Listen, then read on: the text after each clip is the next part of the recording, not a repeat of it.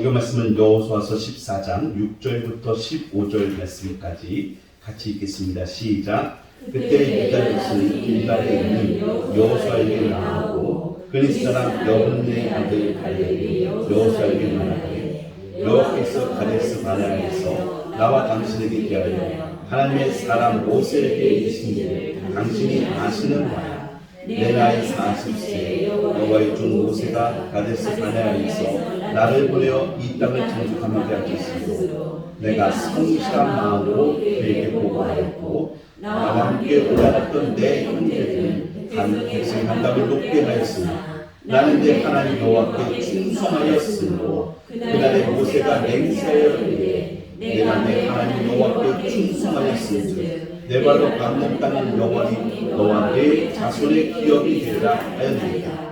이제 보소서 여호와께서 이 말씀을 모세에게 이르신 때로부터 이스라엘이 이 방황한 45년 동안 여호와께서 말씀하신 대로 나로 생존하게 하셨나이다. 오늘 내가 85세 모세가 나를 보내던 날과 같이 오늘도 내가 여전히 강건하니 내일이 그때나 지금이나 같아서 싸움이나 죽임에 감당할 수 있으니 그날에 여호와께서 말씀하신 이 산지를 지금 내게 주소서. 당신도 그날에 들으셨거니와 그곳에는 아낙 사람이 있고 그 성읍들은 크고 견고할 줄 알고 여호와께서 나와 함께 하시면 내가 여호와께서 말씀하신 대로 그들을 쫓아내리다 하니 여호수아가 여분네 아들 갈렙을 위하여 축복하고 헤브론을 그에게 주어 기업을 삼게 하니 헤브론이 그리스 사람 여분네 아들 갈렙의 기업이 되어 오늘까지 이르렀으니 이는 그가 이스라엘의 하나님 여호와를 온전히 쫓았습니다. 헤브론의 옛 이름은 기럇 아르바라.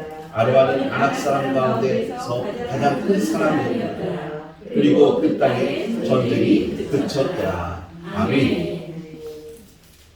저는 오늘 본문의 말씀 가운데 핵심 단어를 세 가지 정도 생각했습니다. 하나는 성실이라는 단어였습니다. 성실이라는 단어. 지금부터 끝까지 변함이 없다는 뜻이죠. 성실이라는 단어는 원래 하나님의 성품을 나타내는 성경의 단어입니다.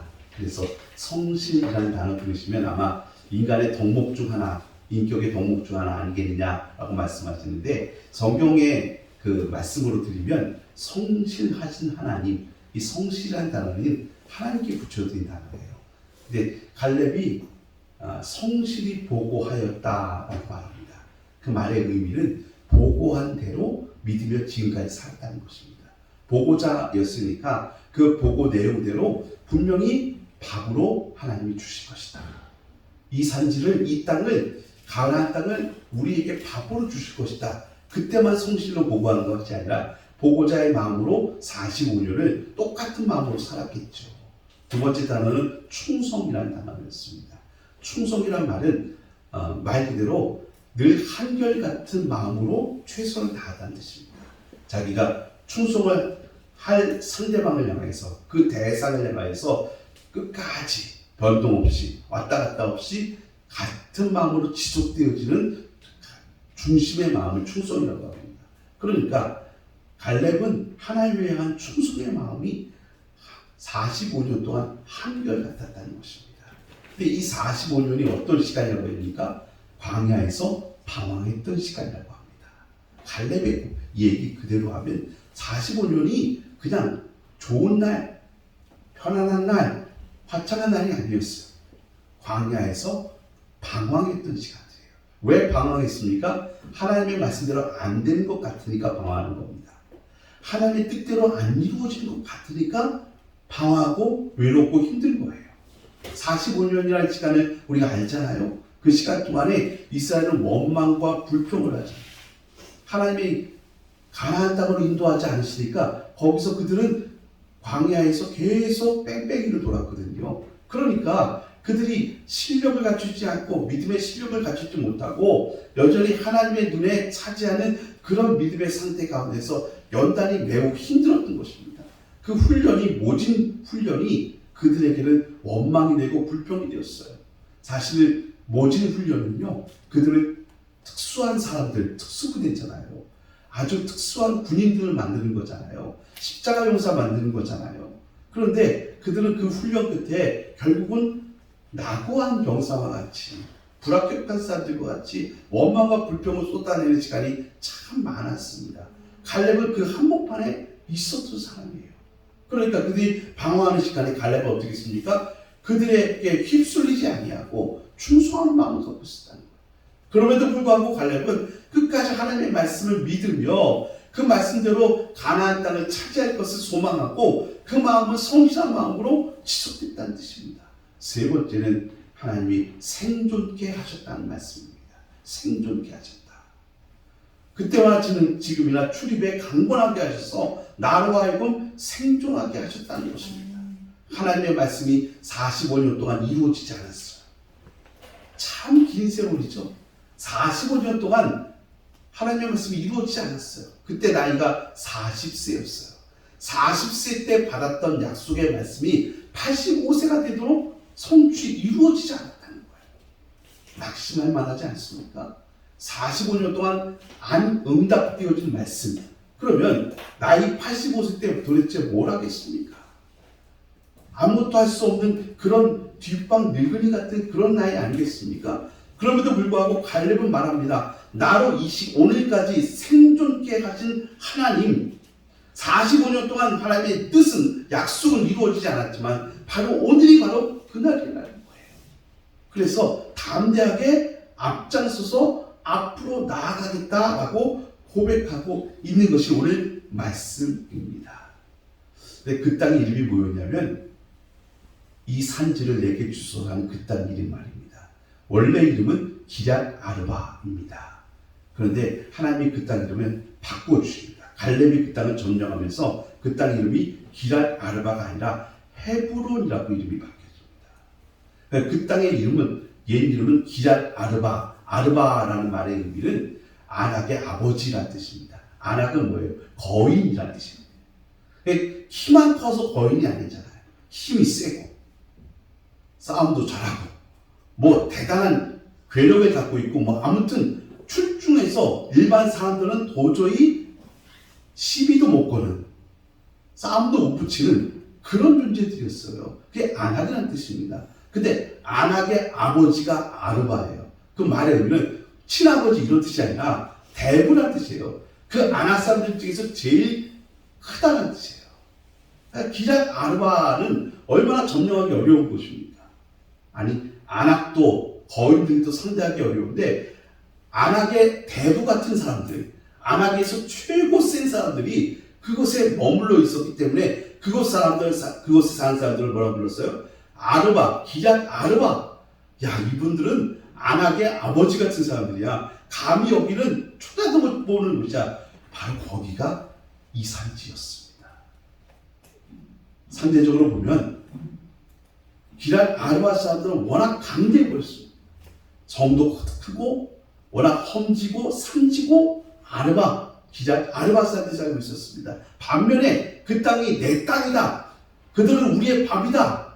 이렇게 주장하는 갈렙은 예전에는 용맹한 장수였을 수 있었지만 지금은 나이 85세에 모든 사람들이 볼 때는 늙은이라고 불려지는 그런 분이었습니다. 그러니 상대적으로 객관적으로는 싸움이 되지 않는 싸움이었습니다.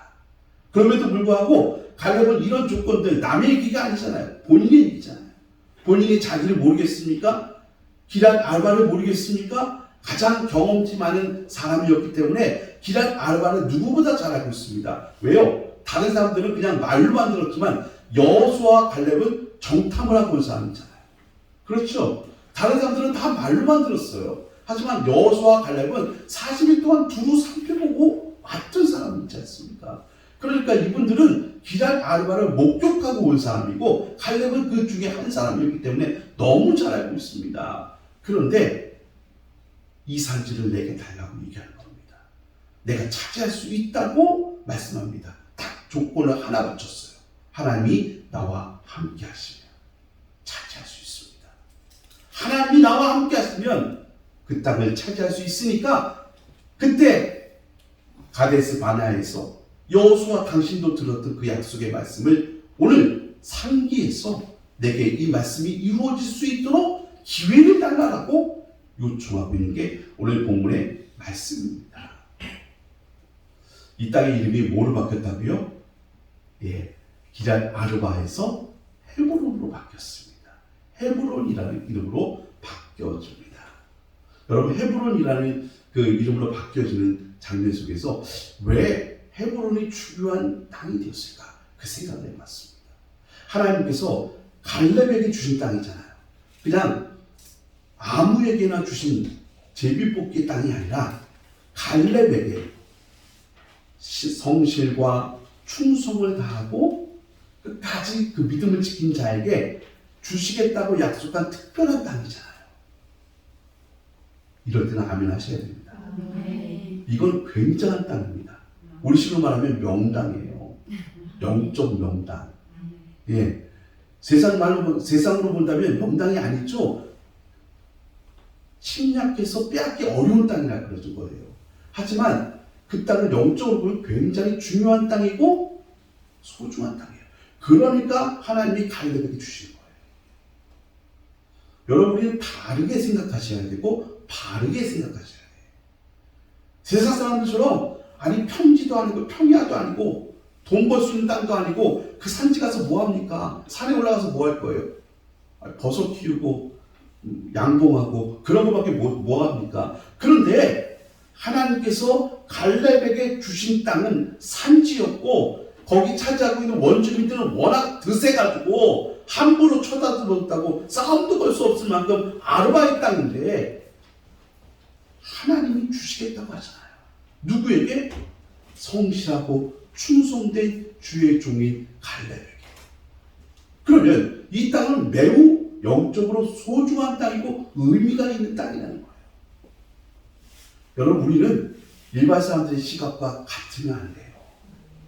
영적 시각을 가지셔야 되잖아요. 세상이 보지 못하는 것을 보면서 그것을 더 높은 가치에 두어야 되지 않습니까? 그러면 저는 오늘 그 얘기하고 있는 거예요.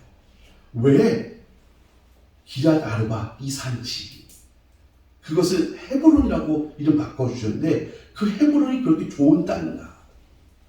일반 농민들이 볼 때는 좋은 땅 아닙니다. 워낙 드센 땅이고 산지니까 거기 쌀농사를 지을 수가 없어요. 주식으로 밀농사를 지어야 된다면 밀농사를 지을 수가 없어요. 그러니까 거기 좋은 땅이 될 수가 없어요. 하지만 하나님께서 그 땅을 주시겠다는 것은 분명히 어떤 영적 의미가 있기 때문에 특별히 갈렙에게 주신 거 아니겠습니까? 아니 충성된 종에게 쓸모없는 황무지를 주시겠습니까? 우리 하나님께서? 그럴 리 없잖아요. 기왕이면 매우 의미가 있고 소중한 땅이니까 주셔서 가는 거예요. 근데 우리는 지금까지 어떻게 알고 있었어요? 이 산지를 내게 주소서라는 찬양을 드렸지만 솔직히 마음은 나는 내키지 않았잖아요. 기왕 주려면 나중에 땅값 많이 올라갈 땅을 주시지. 여기는 땅값도 안 올라가는 땅이에요. 맞죠? 예? 어디가 땅값 올라갔습니까? 압구정이 올라가겠습니까? 강원도 저 화천이 올라가겠습니까? 여러분 똑같은 돈이면 압구정에다 투자하는 게 당연한 얘기 아니겠습니까?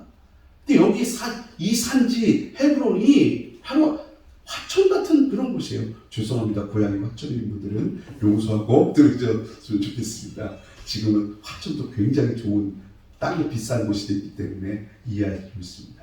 아무튼 비유하면 그런 거예요. 세상에 볼 때는 별 볼 일 없는 땅이고 하찮은 땅이고 투자하기 꺼려하는 땅이에요. 그런데 하나님이 갈렙에게 내가 너에게 그 땅 줄게 라고 했더니 갈렙이 그 말씀을 철떡같이 알아듣고 다른 땅 주지 마십시오.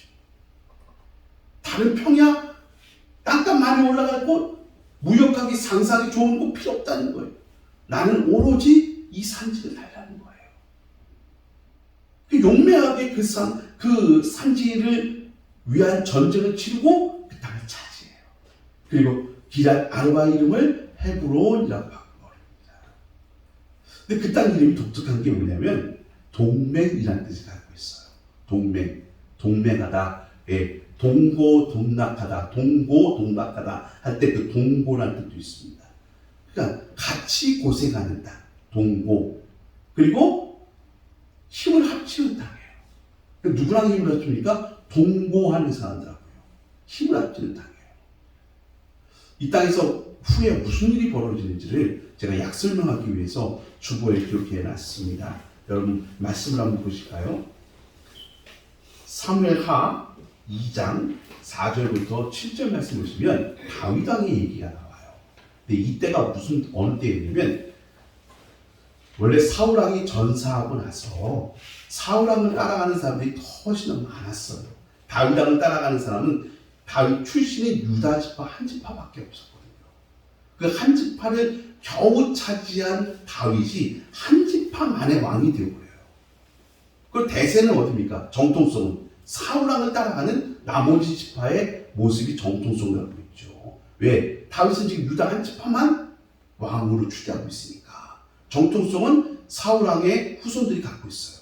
그때 얘기예요. 그런데 지금 상황은 사울 왕이 전사했어요. 사울 왕이 죽었어요. 그때 다윗이 하나님 앞에 기도하죠. 하나님, 저를 따르는 사람들은 유다 지파밖에 없는데 이 사람들 데리고 제가 어디로 가겠습니까? 그때 하나님께서 헤브론으로 가라고 얘기하세요. 희한하시죠? 다른 좋은 땅도 놔두고 헤브론으로 가라고 하세요.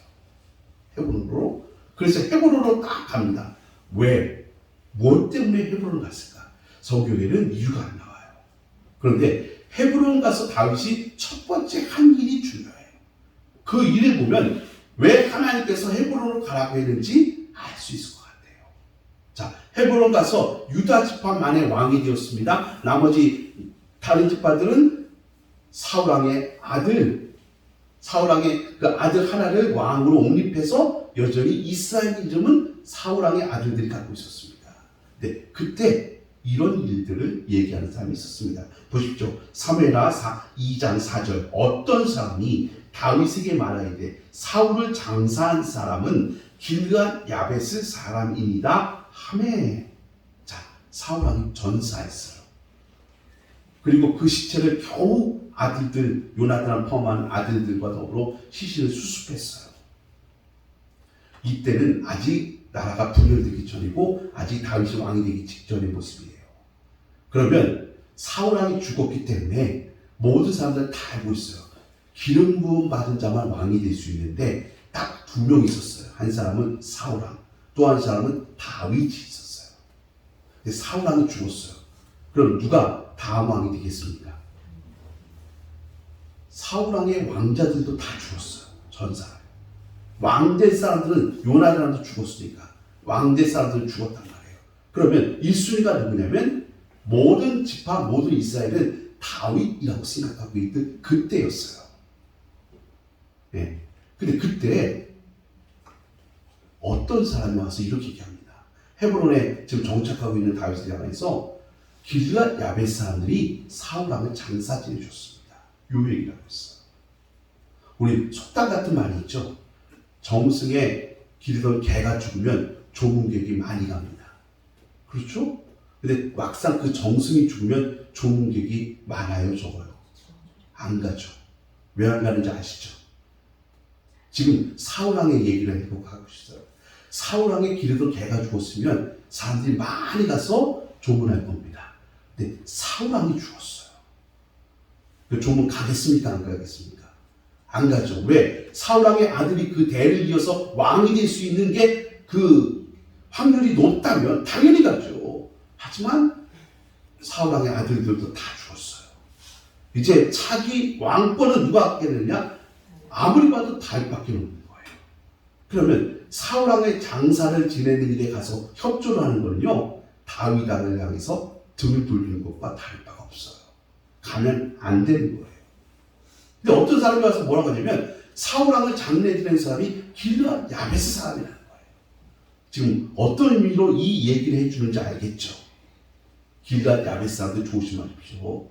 다른 사람들 몰라도 쟤네들은 끝까지 사울 편을 들 사람들이에요. 쟤네들은 조심해야 될 사람들이 요 얘기하는 거예요.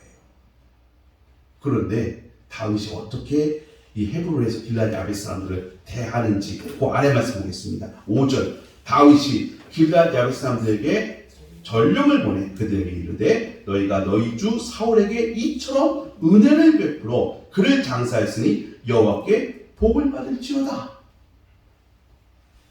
이상하죠? 분위기가 달랐어요. 그 보고자는 다윗이 버럭 화를 내면서 아직도 사울을 생각하는 사람도 있고 사울을 지지하는 사람도 있네. 그 길앗 야베스 사람들도 있네. 저 사람들 냅두면 안 되겠네. 이런 말이 나올 줄 알았는데 하나님 앞에 축복을 베풀어주고 있어요. 잘했다. 은혜를 베풀었다. 너희들은 참 잘했다. 이렇게 얘기해줘요.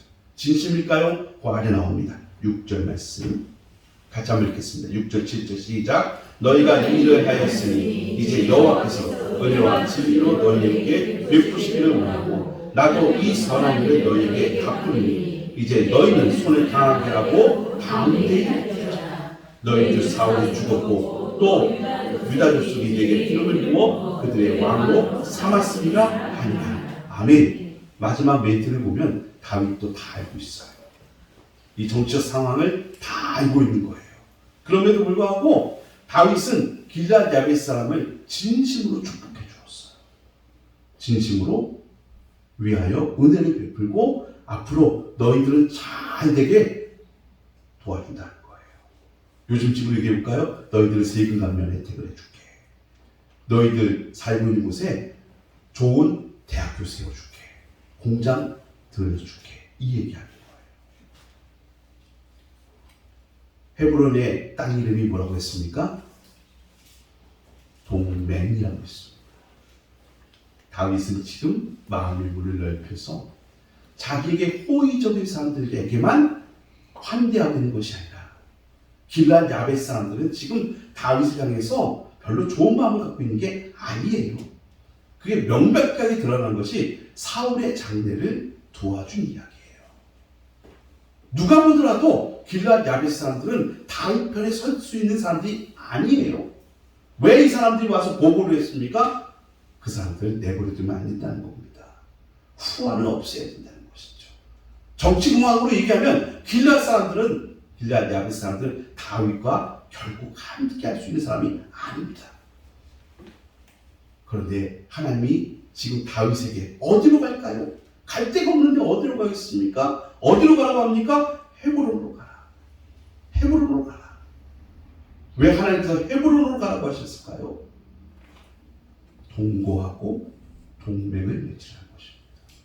마음의 문을 넓혀서 너에게 잘해주는 사람들 뿐만 아니라 지금은 야속하게도 사울왕을 지지하고 아직도 사울 왕조를 지지하는 사람들이 분명히 있고 이제 대놓고서 사울왕의 장례를 인도한 길앗 야베스 사람들 모든 사람들의 민심은 그 사람들 조심해야 되고 그 사람들 내치라고 얘기하겠지만 하나님은 그 말씀 갖고 있지 않으세요. 그들도 하나님의 백성이라는 겁니다. 그들도 내가 품어야 될 너의 백성이라는 것입니다. 그들도 감싸 안아주라는 것입니다.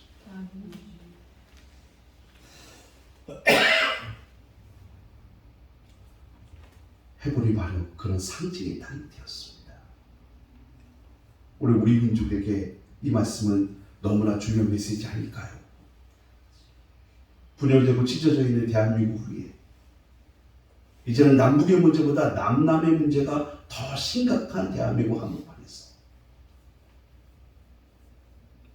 오늘 우리가 헤브론으로 올라가야 되지 않겠습니까? 우리 교회가 헤브론으로 나아가는 일에 앞장서서 이 산지를 내게 달라고 외쳤던 그 외침의 사람들이 되어야 하지 않겠습니까?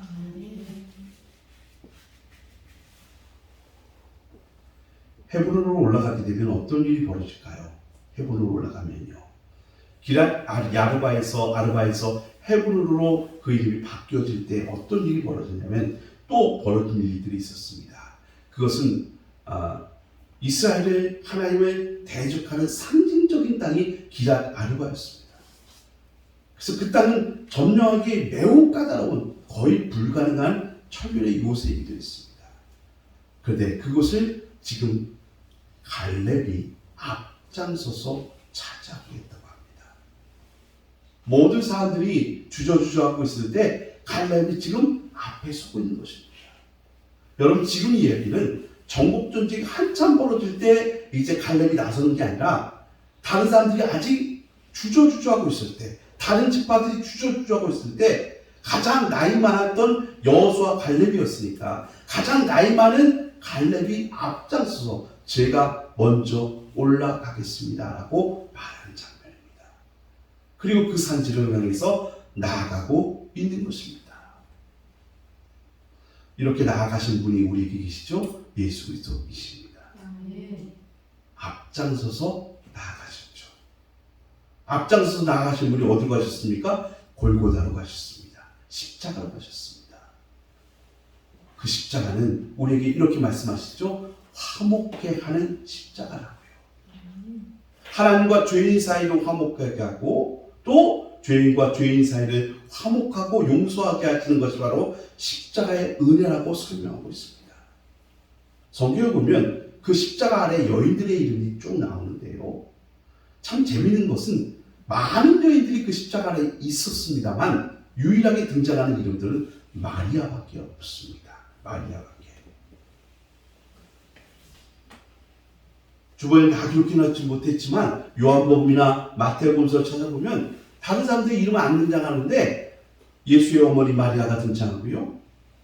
이모이자 글로바의 아내였던 마리아가 등장하고요. 막달라 마리아가 이름이 등장합니다. 마리아. 왜 마리아라는 이름이 십자가 아래에서 유독 다른 사람들의 이름은 등장하지 않는데 다른 여인들의 이름은 다 등장시키지 아니하고 마리아만 등장할까요? 워낙 흔했기 때문에 그랬을까요? 우리나라 이름 가운데 흔한 이름이 순자인가요? 아무튼 그런 식으로 흔했기 때문일까요? 아닙니다. 이유가 있습니다. 마리아라는 이름은 원래 구약에서 마라에서 출발합니다. 마라라는 이름을 첫 번째 가진 여인이 있습니다. 그 여인의 원래 이름은 나오미였습니다. 나오미라는 이름은 기쁨이라는 뜻이죠. 성경에도 이 나오미를 풍족한 여인이라고 소개합니다. 남편도 있었고 자식들도 있었고 풍족한 베들레헴에서 유지처럼 살았습니다. 그러다가 온 나라에 흉년이 들어서 이민을 결정합니다. 못 살겠다 이민이 아니라 우리나라도 마찬가지예요. 이민은 웬만큼 사는 사람들이 가는 거예요. 그 웬만큼 살았던 나오미의 식구들이 다른 나라 가서 제2의 인생을 설계하고자 하는 것입니다. 그런데 거기 가서 다 비어 돌아오게 됩니다. 남편이 죽고요. 두 아들이 죽었습니다. 그래서 본인도 과부고 따라오는 며느리 과부 룻과 함께 다시 고향 베들레헴으로 오게 되어집니다. 자, 이미 이민 갈 때 모든 기업을 다 팔아서 정리정돈을 했습니다. 부동산 갖고 있는 것도 다 팔아서 현금화했고요. 모든 가산을 다 정리해서 새로운 출발지 모압 땅으로 갔던 것입니다. 근데 모압에서 망했어요. 거지가 되었어요. 그리고 고향으로 돌아왔지만 재기할 수 있는 발판이 없어요. 왜? 재산이 없잖아요. 그리고 그 당시, 요즘과는 달라요. 그 당시에는 여인들이 사업을 못하고 장사를 못해요. 직장도 못 다녀요. 오로지 남편을 통해서만 살 수 있거든요. 그래서 가장 불쌍한 사람들은 뭐라고 불러냐면 고아와 과부와 나그네라고 불러요. 고아, 부모가 없어요. 과부, 남편이 없어요. 요즘 과부들은 괜찮습니다. 그렇죠? 살만하시죠? 직장 다니면서 나 혼자 얼마든지 재밌게 살 수 있습니다. 하지만 당시의 과부들은 살 수 있는 방법이 없었습니다. 나그네 도움을 받지 못합니다. 요즘 같은 치안이 확보되지 못했기 때문에 동네 사람들이 왕따 시켜버리면 어디 가서 객사에도 아무도 보호해주지 않는 거예요. 그래서 가장 불쌍한 사람들은 세 부류를 꼽아요. 고아와 과부와 나그네. 근데 나오미도 과부고 모압 여인 며느리 룻도 과부였어요. 아무것도 없이 빈 털터리로 돌아오는 나오미 일행을 향해서 동네 사람들이 이렇게 외칩니다. 저는 나오미가 아니냐? 기쁨의 사람, 풍성의 사람이 아니냐? 했더니 나오미가 쓴 가슴으로 이렇게 말합니다. 나를 다시는 나오미라 부르지 마라. 나를 마라라 불러라. 나는 괴로움의 여인이고 고통의 여인이고 아픔의 여인이다. 다 피어서 돌아온 여인이 고백을 합니다. 근데 그 다음 장부터 유력한 자가 등장하죠. 보아스. 이분은 어떤 책임과 있는 사람이 아닙니다. 이 사람은 기업 물어야 될 이유가 없습니다. 왜냐하면 더 가까운 친족도 있었기 때문에 그렇습니다. 더군다나 이 사람은 아직 장가를 가지 않았어요. 총각이었어요. 그리고 지주였어요. 그러니 룻과 결혼할 의무가 있는 사람이 아니라는 뜻입니다. 그런데 무슨 콩깍지가 씌었는지 모르겠지만 모압 여인이고 과부였던 룻과 결혼을 해요. 본인이 의무를 가지고 기업 물을 자 될 책임이 없어요. 자기보다 앞선 친족이 있었기 때문에 그랬어요. 그런데 그 사람이 신발을 벗고 도망가니까 그걸 아무 까닭 이유도 없이 자기가 책임져요. 사람들이 말해줍니다. 왜 바보 같은 짓을 하지? 당신이 만약에 그걸 책임지겠다는 얘기는 시어머니가 된 나오미의 잃어버렸던 기업을 찾아주겠다는 뜻입니다. 뭘 잃어버렸어요? 이민간에 다 부동산 현금화했잖아요. 그거 다 찾아주겠다는 뜻입니다. 네가 아무리 돈을 많이 벌어도 그 땅에서 나온 소출은 다 네 명의가 아니라 나오미의 명의가 되는 거야. 모든 재산을 복구해 줍니다. 두 번째, 더 중요한 얘기였습니다. 두 사람이 사랑을 해서 아이를 낳습니다. 오벳이라는 아이를 낳습니다. 그런데 그 아이 기업을 물었잖아요. 그럼 그 아이는 룻과 보아스의 아이가 되는 게 아니라 나오미의 아이가 됩니다. 그래서 동네 사람들이 그 오벳을 안고 있는 나오미를 향해서 이렇게 얘기합니다. 하나님께 찬송과 영광을 돌리면서 나오미가 아들을 낳았다. 이렇게 선포해 보입니다. 우리 족보로 따지면 이렇게 얘기해야 돼요. 시어머니 나오미가 뭘 안고 있냐면 손주를 안고 있다라고 얘기를 해야 돼요. 나오미가 손주를 낳았다. 이렇게 얘기를 해야죠. 근데 성경은 뭐라고 하냐면 나오미가 손주를 낳았다. 손자를 낳았다가 아니라 아들을 낳았다라고 얘기합니다.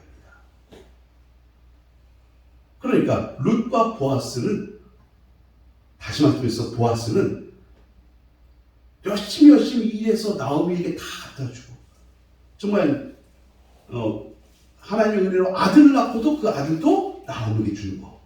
이게 뭘 상징하냐면 예수님의 은혜를 상징하는 겁니다. 예수님께서 그렇게 우리에게 다 주셨거든요. 그 은혜를 상징하는 거예요. 그래서 사람들이 이제 말합니다.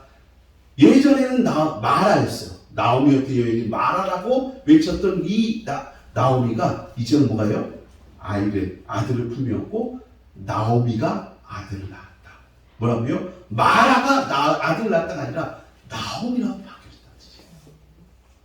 십자가 아래에서 여인들만 있었습니다. 그 여인들의 이름이 마리아들만 등장해요. 마리아가 뭐라고요? 마라. 괴로움의 사람들이었습니다. 그런데 그 십자가 위에서 예수님께서 그 모든 괴로움과 고통을 짊어지시고 죄악의 모든 것을 십자가에서 속량해 주셨습니다. 그리고 약속대로 3일 만에 부활하셨습니다. 그 부활의 아침, 그 장면을 바라보는 여인들이 있습니다. 주보를 보십시오. 마태복음 28장 8절 말씀, 빈무덤을 바라보는 여인들입니다. 8절 말씀만 같이 읽겠습니다. 마태복음 28장 8절. 그 여자들이 시작. 그 여자들이 무서움과 큰 기쁨으로 빨리 무덤을 떠나 제자들에게 알려고 다니라 했으니. 아멘. 그 여인들이 부활의 빈 무덤을 바라보면서 이제 이 여인들이 뭐라고요? 마리아였잖아요. 마리아였던 여인들이 바뀌었습니다. 뭐라고요? 큰 기쁨의 여인들. 예, 영어 써서 죄송합니다. Great Joy입니다. 큰 기쁨의 여인으로 바뀌었습니다. 어떻게 나오미가 마라였던 여인이 다시 기쁨이 되었습니까? 보아스의 은혜로 인해서. 의무가 없는 사람이, 책임이 없는 사람이 그저 은혜처럼 부어주었기 때문에 그 나오미로 회복된 것 같이 십자가 아래에서 여인들, 바로 우리를 말하는 거예요. 영적주의 신부인 우리가 바로 마라였습니다. 우리가 마라였는데 그 고통과 괴로움을 예수님께서 감당하시고 십자가에서 죽으시고 말씀과 약속대로 살아나셨습니다. 그 부활의 장면이, 그 부활이 이 괴로움의 여인들에게는 뭐가 됐습니까? 큰 기쁨의 여인들이 되었습니다. 이유가 무엇이었습니까? 예수님 덕분입니다. 바로 그 얘기를 헤브론이 전해 주고 있는 거예요. 책에서 읽었습니다. 아이가 한 10살쯤 됐을까요? 10살이니까 뭐 초등학교 2, 3학년, 3학년도 됐겠죠? 근데 이 아이가 말기암이 걸렸습니다. 말기암. 항암을 20차례 이상 했습니다. 여러분, 그 항암 치료요 굉장히 힘듭니다. 고통스럽습니다. 그것도 한두 번이 아니고요 20차례 넘게 했으니까 그 날마다 그 항암 치료를 받는 모습이 얼마나 힘들었겠습니까? 그런데 이 아이의 엄마가 아이를 끌고 병원 가서 항암 치료를 받을 때 아이가 참 안 하겠다, 막 땡깡 부는 안 부리고 아프다는 얘기 안 하고 묵묵히 잘 받더라는 거예요. 대견하잖아요. 근데 기적은 일어나지 않았습니다. 그렇게 아이가 죽기 얼마 전에 아이가 펑펑 울면서 엄마한테 이렇게 얘기하더랍니다. 엄마, 나 이제 저 아픈 거 안 받아도 될 것 같아. 이제 저 아픈 것 안 받아도 돼. 그리고 나 이제 죽어도 되는 거지? 라고 얘기하더랍니다. 나 이제 죽어도 되는 거지. 엄마한테 표시를 안 하려고 이 조그만 애가 노력을 상당히 많이 해서 묵묵히 견디는 것 같았지만 아이도 굉장히 힘들었나 봐요. 엄마가 가슴이 무너지죠. 그런데 그 엄마의 얘기가 저를 굉장히 힘들게 했습니다. 손을 잡고 펑펑 울었는데 그 이상 해줄 게 없더라는 거예요. 더 이상 해줄 게 없더라는 거예요. 그 고통과 괴로움 속에 울부짖는 아이를 향해서 나는 이제 죽어도 되지. 나 이제 고통 많이 받았으니까 이제 죽어도 되는 거지. 이 말할 때 자기는 울어주는 걸 있는데, 울고는 있는데 그 이상 그 아이를 위해서 해줄 게 아무것도 없더라는 거예요. 근데 그 다음 말씀이 참 저에게 의미심장한 말씀이었습니다. 이분이 예수님을 잘 믿는 분이었거든요. 근데 그 다음은 이렇게 써왔어요. 그런데 우리 예수님은 괴로움과 고통 가운데 말하러 슬퍼하고 비통해하고 있는 우리들 다 죽어가는 그 모습 속에서 우리 예수님은 그냥 같이 울어주만 주신 분이 아니라 거기서 우리를 살려내 주셨다. 우리를 큰 기쁨의 사람이 되게 하셨다.